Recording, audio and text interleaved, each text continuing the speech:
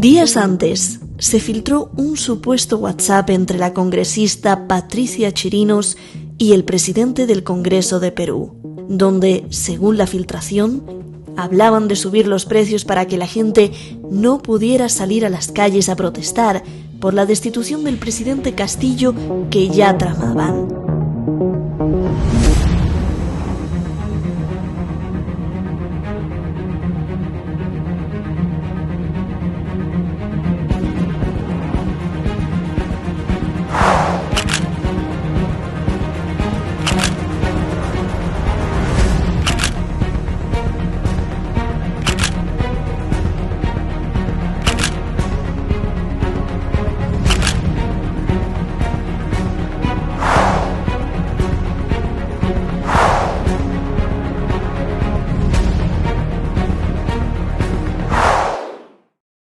Hay opositores que decían o que argumentaban que en realidad pues no había tanto respaldo del pueblo porque ganó Pedro Castillo en segunda vuelta como unión del rechazo de los que pues no pudieron ganar en la primera vuelta, como los que rechazaban a Keiko Fujimori y no porque apoyaran a Pedro. Explícame esto, Julio. Esa es una interpretación. Esa es una interpretación. Yo creo que tiene validez solo hasta determinado punto, pero para mí, principalmente es que hay grandes sectores de la población peruana que están cansados con esta forma de gobernar, con esta supuesta democracia, con esta manera de dominación y opresión, de cómo les explotan, de cómo les marginan, de cómo les segregan. Ya están cansados, porque son años, muchísimos años, y yo me temo que si las clases dominantes que son sordas y ciegas al clamor, al deseo de la gente, si no ponen soluciones en un momento dado, puede nuevamente aparecer una organización, un movimiento subversivo peor o más grande que Sendero Luminoso, que tuvo influencia en la vida peruana durante 20 años. Eso deben entender. Están, con su actitud, están sembrando el camino, están sembrando las condiciones para que nuevamente aparezca una organización de esa naturaleza. Yo no puedo decir cuándo. Yo no tengo la bolita de cristal ni quiero ser aparentemente el pitonizo que adivina. No. Yo me guío por la lógica y por los datos, pero se puede avisorar de no solucionarse los problemas básicos, fundamentales, que tienen que ver con el hambre, con la miseria, que tienen que ver con la justicia, especialmente con la justicia, podría teóricamente aparecer nuevamente una organización de esa naturaleza y ahí van a estar lamentándose, ahí van a estar entendiendo que ¿por qué no hemos solucionado estos problemas a tiempo? Claro. Con la intención de saber qué sigue en Perú y sabiendo que no eres adivino y no tienes una bola de cristal, te quiero preguntar algo interesante. ¿Están todas, tú crees, Julio, que están todas las condiciones? Hago otro paréntesis. Si a uno, por más ridículo que parezca, pero que ilustra lo que está pasando, si a uno lo hace el Marqués y el otro se acuesta con la Virgen, cierro el paréntesis, ¿tú crees que existan todas las condiciones para que en Perú haya un verdadero cambio y se invierta la pirámide?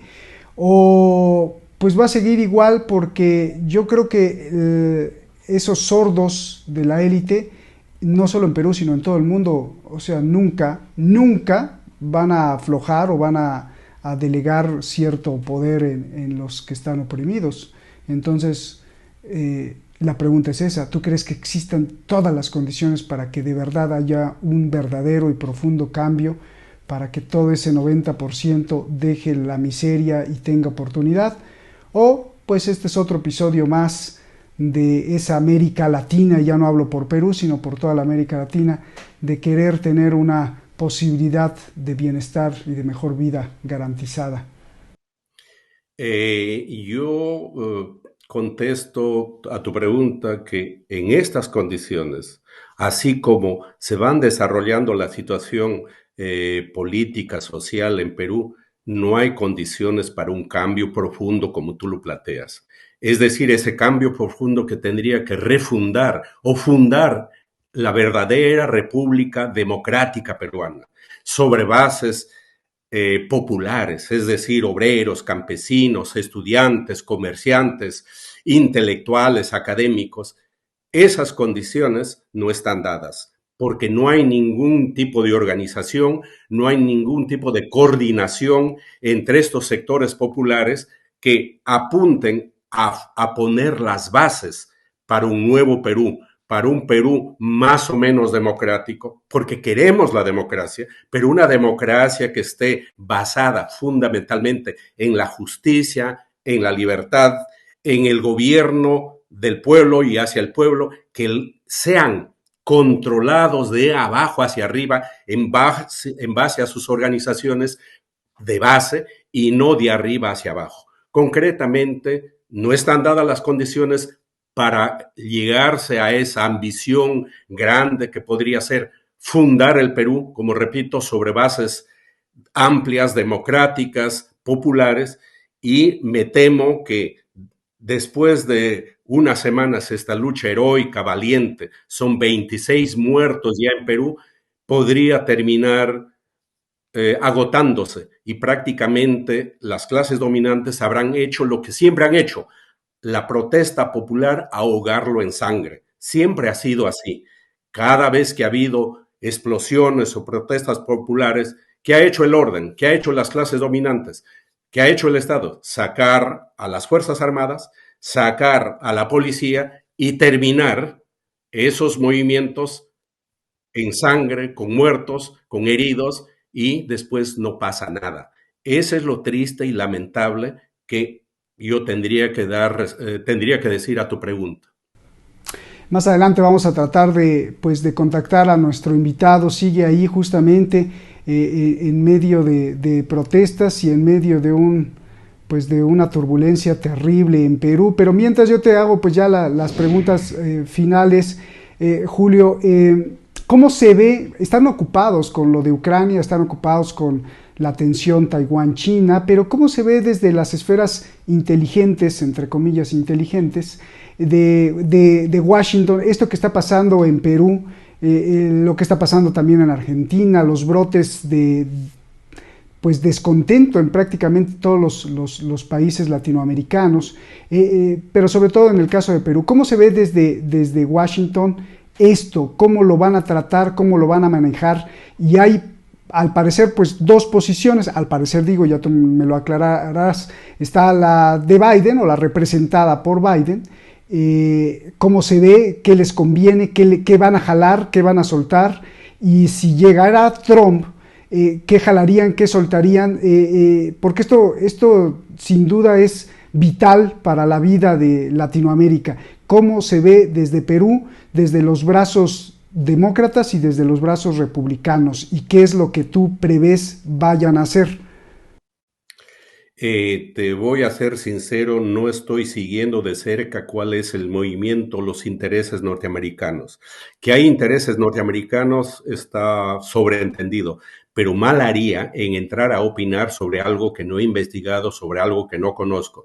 Lo que yo podría opinar más es desde Europa y especialmente de Alemania, donde vivo. Donde vivo es lo que más conozco, leo los periódicos, veo los noticieros, y lo que se nota acá, especialmente en Alemania, es una tendencia a nivel de la inteligencia, a nivel de las discusiones. Fui invitado hace unas semanas a la televisión alemana a discutir este tema, y hay una tendencia muy clara a presentar que Castillo es un golpista, que es un dictador. Esa es la tendencia oficial que se presenta y se desarrolla en este país. Pero hay ciertos informativos un poco como que desmienten eso. Es decir, tienen sus corresponsales en Perú, y ellos informan sobre todo haciendo algunas entrevistas a la gente de pie, a la gente de la calle. Y estas personas que están luchando dan otra versión. Entonces ahí un poco comienzan a cuestionarse. Si la versión que Pedro Castillo es un dictador viene especialmente del Parlamento, ¿a quién representa el Parlamento? La última encuesta que se ha hecho, que hizo el Instituto de Estudios Peruanos, el Parlamento no representa ni siquiera el 10% del interés de la población, mientras que Castillo está sobre el 35%. Entonces eso contraponen, sobre todo en los noticieros, diciendo, bueno, el Parlamento no representa o representa a pocas personas, casi a nadie, mientras que Castillo, a pesar que está detenido, representa algo así como el 35%. Y en la calle, la gente no solo está reclamando por constitución, sí una nueva constitución, que se cierre el Parlamento y elecciones, también hay sectores que están pidiendo la libertad de Pedro Castillo. Es decir, no es que hay una inmensa, o todos, absolutamente todos están pidiendo la libertad de Castillo, no, pero hay un buen sector que están pidiendo la libertad de Castillo y además lo presentan como que sigue siendo presidente en Perú. Entonces, te repito, lamentablemente, no me gusta opinar sobre lo que no conozco, no he seguido cuál es la línea de Washington, qué dicen ellos en torno a América Latina, en torno al Perú concretamente, pero más o menos sí estoy siguiendo lo que dice la prensa, especialmente alemana. Eso tendría que decirte, Roberto. Como investigador y como si has investigado desde hace mucho tiempo justamente este fenómeno y como me imagino que en la investigación en el camino te has encontrado los tejes y manejes y las trampas que hace el poder para quedarse con el poder y seguir teniendo el poder, ¿tú crees que hay la posibilidad de que Pedro Castillo haya sido drogado para dar ese discurso a nivel nacional? ¿O es imposible? Mira, en la vida política nada es imposible, todo es posible. Entraríamos al nivel de las especulaciones y no Claro. quisiera especular, pero lo que podría decir, siguiendo con sobre la pregunta concreta, no quisiera especular, pero lo que yo podría decir, y ya lo he dicho, es que es posible que lo hayan seducido, como se dice coloquialmente, lo han hecho pisar el palito, sobre todo las Fuerzas Armadas, algo así como lo dijeron, haz esto, lee esto y nosotros te apoyamos. Pero fue O una trampa. amenazado, ¿no? O también amenazado. Podría ser. Es decir, como repito, entramos en el mundo de las especulaciones que algunas veces dan resultado. Entonces, yo me quedaría por ahí nada más y no ahondar en este mundo. Y además de eso, Roberto, no centrar en Pedro Castillo, porque el Claro. problema no es individual, ni tampoco es legal. El problema es económico, político y social. Y vayamos a eso, a analizar desde el punto de vista político, el punto de vista social, y lo que tú has hecho, me has preguntado algo que da pie a esto. Es decir, veamos que este es un problema histórico, es un problema largo que tiene larga data y lo que estamos viendo simplemente es un episodio de esa larga cadena.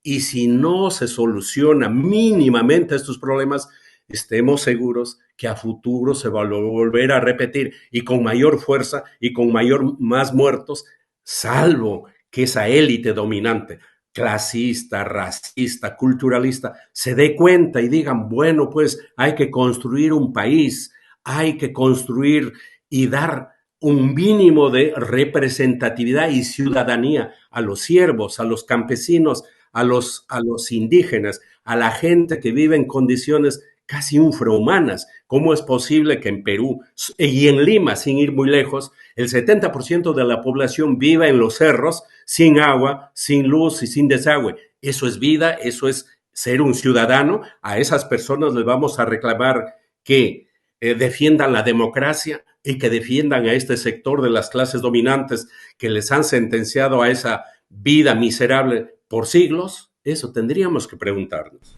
Bien. Me preguntan muchos seguidores desde la vez pasada que hicimos el programa del fútbol que te felicitan mucho, felicidades también nuevamente, que ¿dónde naciste, Julio?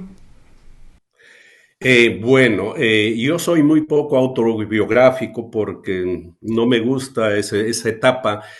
Muy brevemente, en un minuto, yo nací en un pueblo de la sierra del departamento de La Libertad, de la provincia de Patás, y que se llama Tayabamba. Es decir, está ubicado en la zona norte del Perú, ceja de selva, entre ceja de selva y sierra. En ese pueblo yo, bueno, no era tan pequeño, tiene algo así como, tenía en ese tiempo 5,000 habitantes cuando yo nací, y luego de vivir algunos años, hasta los 16 años, a ser parte de la secundaria, viajé a Lima, hice la universidad en Lima, el colegio, la universidad en Lima, luego de algunos años de ser docente en distintas universidades en Lima, salí al exilio porque yo vivo en el exilio hace 30 años. Ese es el punto, porque muchos preguntaban, ¿y qué haces en Alemania?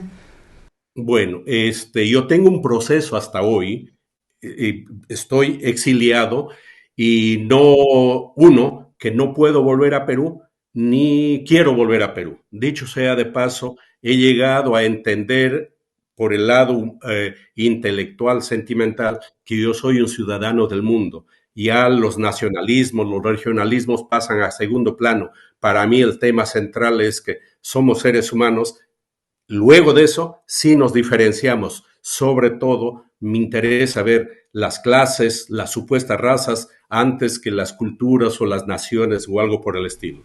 Y en Alemania hice el doctorado en la Universidad de Bremen, trabajé como docente en varias universidades alemanas y hoy me dedico a la investigación y al estudio. Te hago un adelanto, estoy investigando un libro que debe salir en unos 2 o 3 años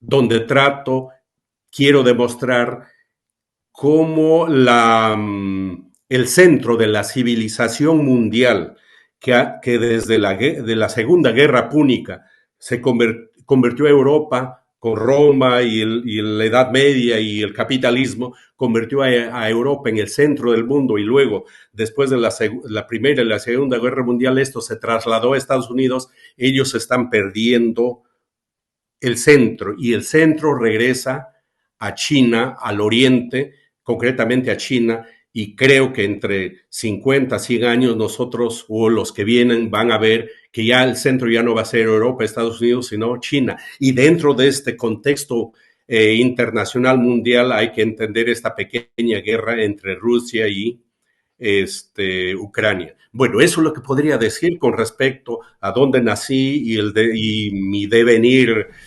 personal, individual. Muy importante, Julio, porque luego hay seguidores que dicen, bueno, es que cómodo allá en Alemania, pero es muy importante aclarar que tú, me imagino que por tus ideas has sido perseguido en tu propio país, lo cual pues habla mucho y es muy triste. Julio, pues te felicito. Bueno, a mí siempre me acusaron y me acusan de hacer apología al terrorismo. Es decir, no puedes dar una opinión, no puedes decir, oye, pero Sendero Luminoso, Abimael Guzmán no vinieron del aire, no nacieron como nace la hierba silvestre, vinieron de algo, tiene que haber alguna razón real. Como sociólogo, como científico, tengo que buscar las causas reales, objetivas que generan los fenómenos. Entonces, traté siempre de buscar una explicación histórica, económica, política, social, cultural a este fenómeno. Prueba de ello son los 3 libros que he escrito. Yo he escrito 3 libros, 2 sobre el tema y un libro amplio, más general sobre Perú, siempre tratando de basarme en la realidad de los hechos. El decir eso es motivo, ahorita en Perú, es motivo de que te apliquen la ley antiterrorista y te metan el San Benito de terrorista, y el terrorista no es un ser humano, no tiene ningún derecho. Ahí se aplica la famosa teoría de este profesor de acá de Alemania, Gunther Jacobs, que se llama el derecho penal del enemigo. El enemigo no es ser humano, por lo tanto no tiene derechos. Genial. Pues te agradecemos mucho, has dado una cátedra. Si gustas agregar algo que se nos haya escapado, y si no, pues un agradecimiento, y me gustaría que cerraras como muchas veces cerramos, con la cereza famosa del pastel de este programa, que escojas una palabra, solo una palabra, y luego nos expliques en unos segundos o en lo que tú quieras, por qué escogiste esta palabra para representar ya sea tu sentimiento personal o el sentimiento de investigador, o para representar antropológicamente o sociológicamente lo que está pasando en tu país, en nuestro hermano Perú. En este momento lo que yo podría decir es que con mi corazón diría que esta situación pare, que ya no haya más derramamiento de sangre, que ya esa gente pobre, humilde, ya no debe seguir muriendo. Ese es mi corazón, ese es mi sentimiento, pero mi razón me lleva a pensar otra cosa, que lamentablemente las clases dominantes no tienen ningún interés en eso y posiblemente eso continúe. Eso es lo que podría decir. Julio, un abrazo gigante, gracias por compartirnos, que de eso se trata en la vida, compartir, y ojalá que esas esferas de poder, no solo en Perú, sino en todos los países, entiendan que el compartir es una dicha, es un placer, pero sobre todo un gran tesoro para la propia humanidad. Si uno no comparte, pues entonces es que no tiene claro que la muerte y la vida no son más que un premio y regalo y un préstamo de la gran creación, llámele usted como le llame, sea religioso o no. Tienen que entenderlo esas esferas dominantes en todo el mundo. Muchas gracias, Julio, un gran abrazo. Gracias. Gracias a ustedes también. Justamente en este momento que nos íbamos a desconectar, nos están diciendo que, bueno, ya pudo salir de esa reunión urgente allá en Perú César Tito Rojas. Él es profesor, secretario de Defensa del Sindicato Unitario de Trabajadores de la Educación Peruana en Puno, Perú. Puno es uno de los epicentros pues con más turbulencia, en donde la gente está protestando. César, en este programa pues siempre hablamos de tú a la gente, a todos los intelectuales y maestros que vienen, porque bueno, pues creemos que hay una igualdad y equidad en el conocimiento. Si me permites, te hablo de tú, César, muchas gracias. Estábamos teniendo una conversación, una cátedra que nos dio el doctor Julio Roldán, peruano, de la Universidad de Bremen en Alemania, y desafortunadamente pues no pudimos tenerte para que nos hicieran contrastes con lo que ustedes dicen, pero pues te voy a preguntar más o menos lo mismo. Sabemos que lo que está pasando en Perú no es un problema del presidente Castillo, ni porque llegó el presidente Castillo al poder, ni porque el Congreso lo trató de destituir, sino es un problema, como nos explicaba el doctor Julio Roldán, que es un problema de muchos años, añejo, o sea, y que este es uno de los episodios dramáticos que estamos viendo, porque hay muertos, de toda esta herencia que se viene gestando desde hace mucho tiempo. Independientemente de lo que tú me digas, César, e independientemente de este gran problema que se vive en Perú, que no se explica solo con la figura del presidente Castillo, creo yo, tú me lo dirás, antes de empezar, quiero hacerte una pregunta que todos nuestros seguidores de Estados Unidos, de Japón, que nos ven también, saludos a Japón, obviamente de España, de México, de Argentina, nos preguntan si desde tu visión crees que Pedro Castillo haya violado o no la Constitución. Y después vamos al fondo del problema. Adelante, César. Bien, antes que nada, muy agradecido por el espacio, reconocido a la prensa internacional, básicamente, porque la prensa de nuestro país, la prensa nacional del Perú, una prensa mafiosa, una prensa entreguista a los grupos de poder económico, una prensa que falsea la verdad, edita para simplemente estigmatizar y en este caso hacer quedar a los sectores populares del pueblo peruano, ¿no? En estas luchas que ha emprendido desde el golpe de Estado del 7 de diciembre, lo único que han hecho es terruquear la justa lucha del pueblo peruano, en este caso criminalizar las luchas del pueblo, denunciar a dirigentes y peor aún todavía, o sea, si tanto dice la señora Baluarte de que el pueblo O sea, ella dice, no sé por qué me odia. Y las evidencias, los hechos muestran por sí solo por qué el pueblo encamina una indignación mayoritaria.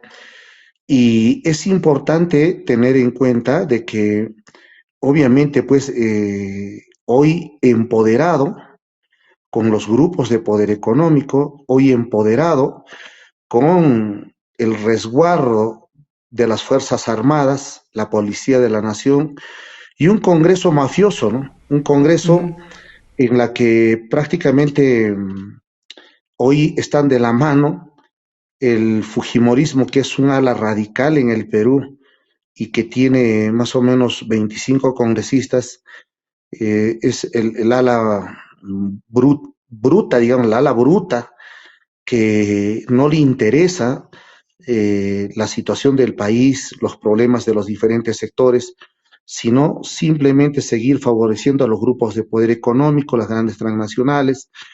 Y claro está, en este caso, de que han retomado el control absoluto. Esto que, como bien lo ha señalado, no es de ahora, pues, ¿no? No es que cuando entró hace un año y medio Pedro Castillo recién empiezan los problemas, ¿no? Los problemas se vienen arrastrando en estos 200 años de vida republicana, entre comillas, ¿no? Y con una profundización de las políticas neoliberales en 30 últimos años, y esas políticas neoliberales lo que han permitido es que a partir de una constitución mafiosa dado por el fujimontesinismo en el 93, una constitución que da el marco legal para que las grandes transnacionales, las grandes corporaciones sigan saqueando, esquilmen nuestros recursos, se lleven ni siquiera pagando impuestos y no dejen prácticamente nada al Perú. Entonces, una de las causales en su acto de desesperación de los mafiosos que manejan el país, de estos grupos de poder económico, de estos partidos políticos de la derecha y la ultraderecha como el Fujimorismo, Renovación Popular, Avanza País, incluso Acción Popular. Entonces, son partidos que obviamente siempre han manejado el Perú. Y ahí podemos ver claramente de cómo en estos 30 años, si bien es cierto, se sientan las bases legales a partir de una constitución que no favorece el desarrollo de nuestra nación, de nuestra patria, sino a un pequeño grupo. Claro está de que a partir de ahí se han entregado, regalado prácticamente nuestras empresas nacionales como Pesca Perú, Centromin Perú, Hierro Perú, Enafer Perú, Entel Perú, solamente algunas muestras, las cadenas hoteleras que manejaba el Estado. Y en gran parte de estas empresas vamos a ver de que son accionistas justamente la familia Fujimori, ¿no? Es importante ver de que los gobiernos que han proseguido a Fujimori, como Toledo, un personaje hoy perseguido, no perseguido, sino sentenciado prácticamente por la justicia por actos de corrupción, enriquecimiento ilícito, y ahora feliz en Estados Unidos, prácticamente, pues, diríamos así, protegido por este país, ¿no? Claro. César, Vamos a ir viendo de que Alan sí. García, un personaje que, entre comillas, no sabemos también si es así o no, que aparentemente se ha autoliquidado cobardemente por no querer enfrentar sus problemas de enriquecimiento ilícito, actos de corrupción. Un Ollanta que entró como el falso nacionalismo y que prácticamente de la noche a la mañana cambió su hoja de ruta y siguió bajo la dirección, bajo el amparo de la Constitución del 93, su gobierno. En ese sentido, ¿qué podríamos en todo caso señalar cuando este expresidente hoy está siendo investigado, está siendo procesado judicialmente por actos de corrupción junto a su esposa, la señora Nadine Heredia? Entonces, vamos a ir viendo de que todos estos sinvergüenzas que han pasado, lo digo así porque ese es el término que se merecen, porque lo único que han hecho es dañar al Perú. Y claro está, ¿no? PPK, por su edad y aparentemente por la enfermedad que tiene con arresto domiciliario, por tráfico de influencias, actos de corrupción, un Vizcarra que ha seguido la misma constitución, entonces vamos a ir viendo de que durante 30 años los que han manejado el país han tenido a sus anchas el control absoluto para hacer su festín bajo el amparo de la constitución mafiosa del 93. Y claro está de que Pedro Castillo encaminó, recogiendo en la campaña electoral que demandó mayoritariamente. Y eso es una nueva constitución. O sea, estamos cansados de una mafiosa constitución y demandamos que se cambie esa constitución vía asamblea constituyente porque no confiamos ni permitiríamos, considero, de que estos partidos políticos, estos congresistas que están ahora orondos, felices en el hemiciclo del Congreso, sean los que tengan que reformar, a pesar de que ahora están cambiando. Han cambiado más de 57 artículos de la Constitución para ni siquiera pues a favor del pueblo, de los sectores, sino que para que se sigan reacomodando ellos. Oye, Retornar a la este bicameralidad, WhatsApp, encaminar las perdón. reelecciones. Entonces, son aspectos que obviamente pues ellos sí pueden hacer lo que les da la gana a favor de ellos, modificando artículos, beneficiándose entre ellos propiamente. Y hay una Bien. cuestión, mi estimado, permítame, Sí. a ver, una de las causales por que Pedro Castillo fue vacado, justamente es que este año, valga decir, a fines de este año o inicios del 2023, fenecen los contratos con las grandes empresas y las grandes corporaciones. Entonces, obviamente, estando Pedro Castillo, tenía que encaminarse un nuevo contrato, pero con diferentes reglas de juego, pues, ¿no es cierto? Porque estos no tributan al Estado, no dejan nada al Estado, se llevan todo y les dan carta blanca para operar como si nada en el Perú. Entonces, hoy, con lo que han retomado el control con la señora Dina Boluarte, con estos partidos de la derecha y la ultraderecha y los grupos de poder económico, porque está metido también la CONFIEP y otros, entonces ya seguramente están tranquilos, orondos, porque les van a seguir dando esa carta blanca para que sigan saqueando, para que sigan precarizando nuestra nación y quien tenga que seguir sumido en la pobreza y extrema pobreza sean los sectores populares. Entonces, esa es una de las causales. En ese sentido, obviamente Dina Boluarte hoy desafiante, ¿no? Con un estado de emergencia, desafiante con el toque de queda, desafiante sacando tanques, matando gente a disparar al cuerpo, son más de 25 muertos en todo el Perú, más de 100 heridos y centenares de detenidos. Entonces, ¿quién dice qué hacer? ¿Dónde está la Iglesia Católica que tanto habla de acudir a los más pobres, a los más necesitados? ¿Dónde está la Defensoría del Pueblo? Callado en todos los idiomas. ¿Dónde están los colegios profesionales? ¿Dónde está esa maldita Fiscalía de la Nación? Que cuando estuvo Pedro Castillo no lo dejó ni respirar y lo único que ha hecho es denunciar y decir vamos a investigar. ¿Por qué no baja a las regiones ahora esta presidenta de la Fiscalía de la Nación, la señora Patricia Benavides, a ver cómo ha sido esa masacre, esa matanza, ese asesinato que se han cometido en las regiones de Apurímac, Ayacucho, Arequipa, Ica, Lima, Huancayo, o perdón, Junín, Huánuco, Cusco, donde ha habido muertes, que han sacado fusiles para con balas a matar, a matar. Entonces ahora, sindicando congresistas como Montoya, María del Carmen Alba, decir que hay que callarlos matando a esos radicales, a esos terroristas.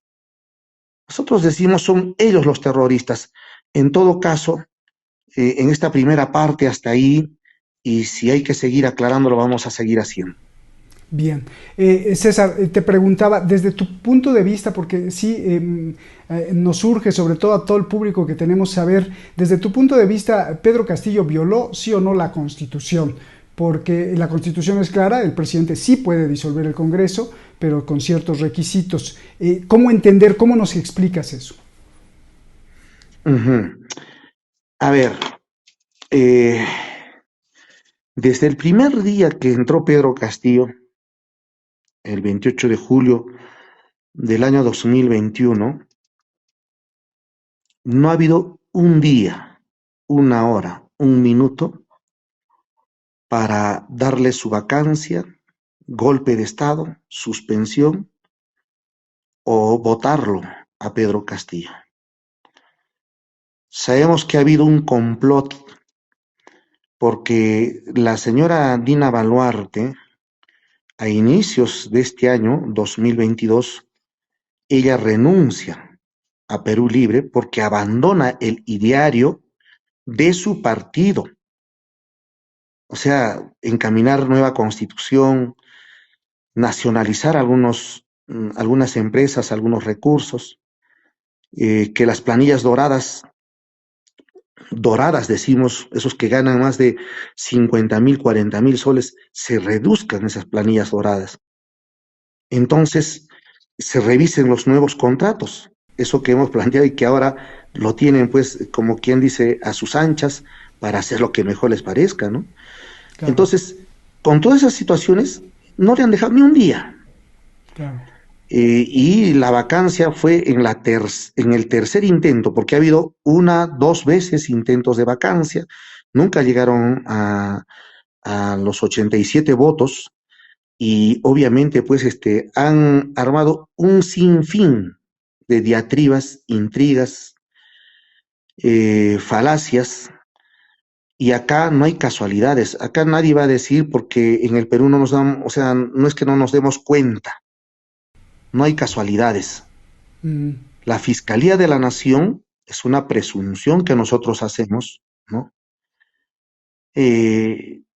No es pues una instancia totalmente independiente.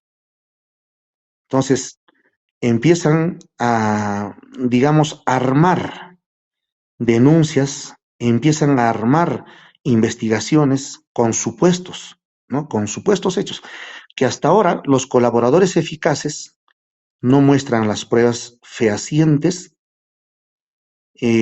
Hasta el día de hoy la prensa, solamente por dichos dimes y diretes, se ha dejado guiar.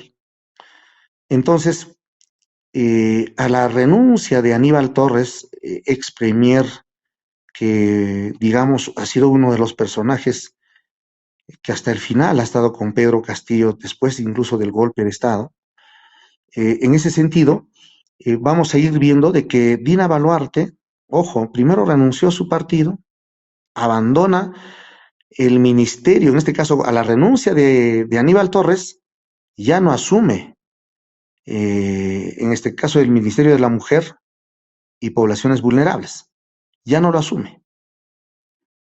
Después de eso, esta señora, que ahora es presidenta, ilegítima, por supuesto, tengo que aclarar eso, ¿no?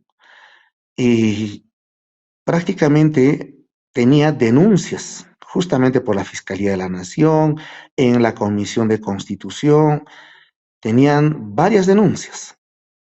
Y 2 días antes del golpe de Estado, o sea, ¿qué pasó? Lo limpiaron de polvo y paja.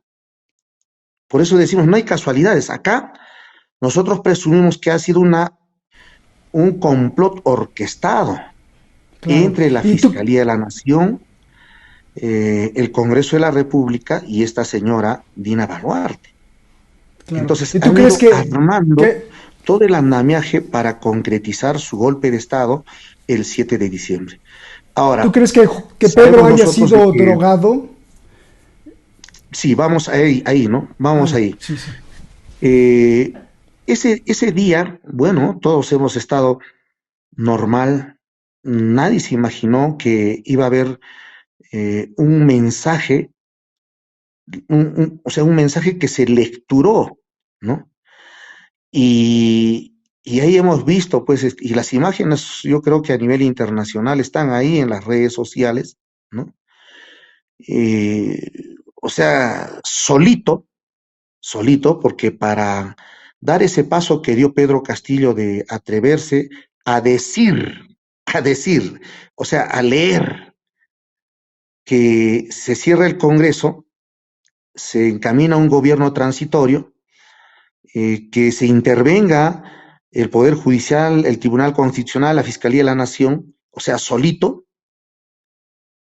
para atreverse a, digamos, a una decisión de ese nivel de o sea, de envergadura, digámoslo así, ¿no? Que va a definir muchas cosas. No, pues, siempre el presidente tiene sus ministros, está ahí de repente el Comando Conjunto de las Fuerzas Armadas, y ahí hay una tingencia, ¿no? Acá el que tiene el control de las Fuerzas Armadas, y en cualquier país considero, tiene el control del Estado. Y nosotros presumimos que, si bien es cierto, habló con un sector seguramente de las Fuerzas Armadas, del Comando Conjunto de las Fuerzas Armadas, presumimos nosotros que fue traicionado, ¿no?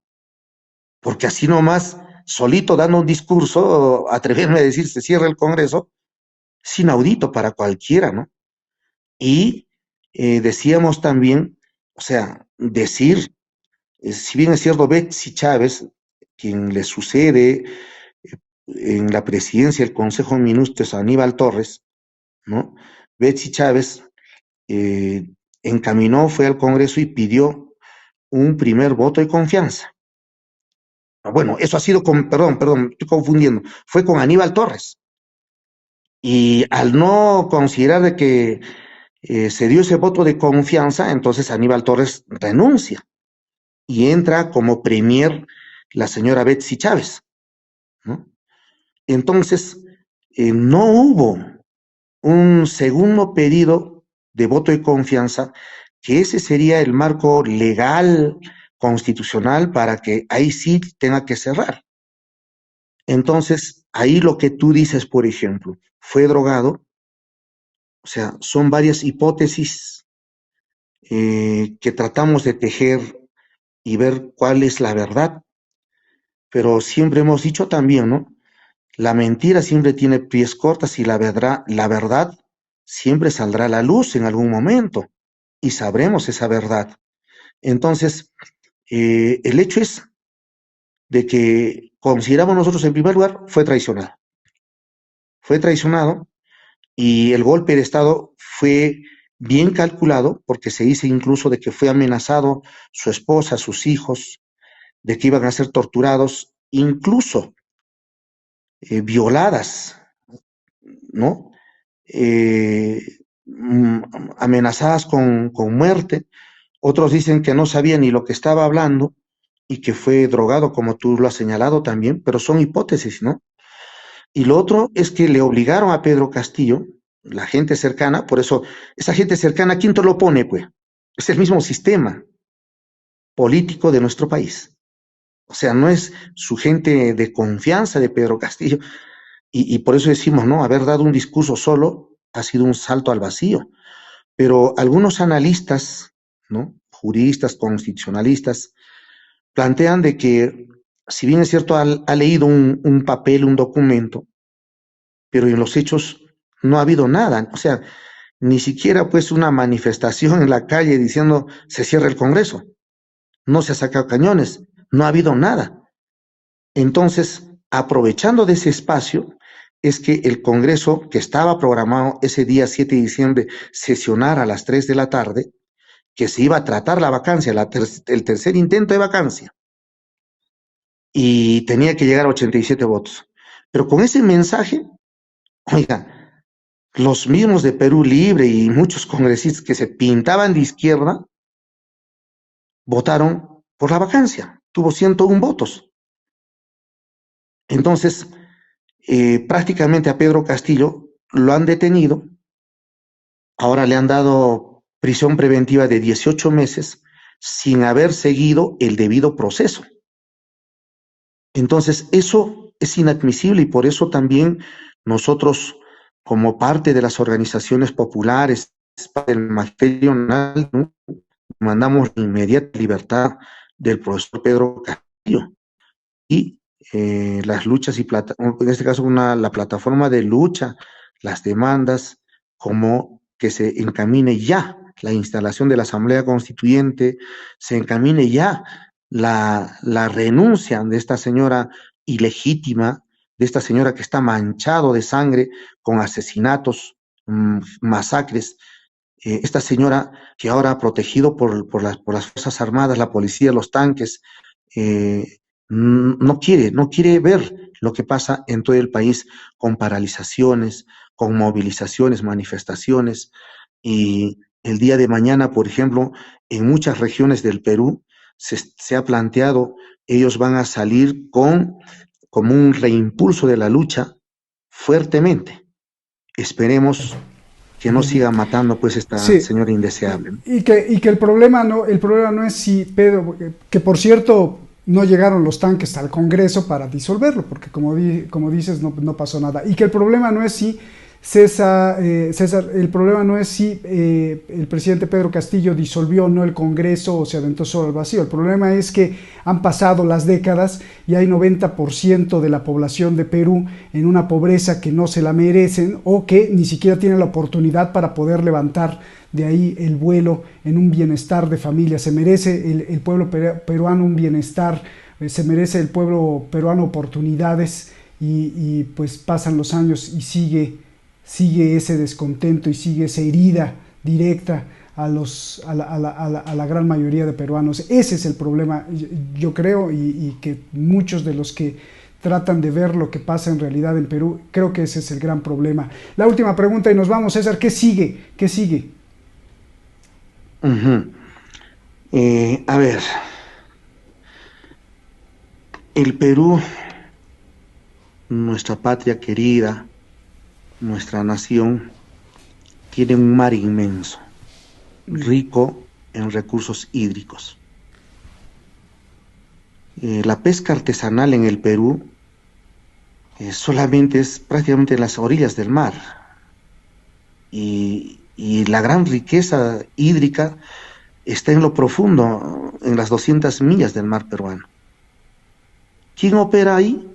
Las grandes transnacionales y las grandes corporaciones. Hasta China, ¿no? Tenemos, por supuesto, entregado todo. ¿Y qué dejan para el Perú? Nada. Tenemos costa, la costa peruana a orillas del mar. Tenemos una sierra, los Andes del Perú, que tiene bastantes recursos de minerales principalmente, recursos hídricos. Tenemos una selva peruana donde hay diversidad de fauna, de flora. Tenemos gas, tenemos petróleo, tenemos el litio, dicho de paso, es en la región donde es mi origen, Puno. Y todo eso, como Salazar Bondi decía, ¿no?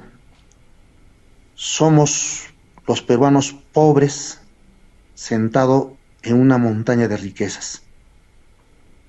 Sabemos que muchos países cuánto quisieran tener esos recursos naturales, mineros, que tiene el Perú.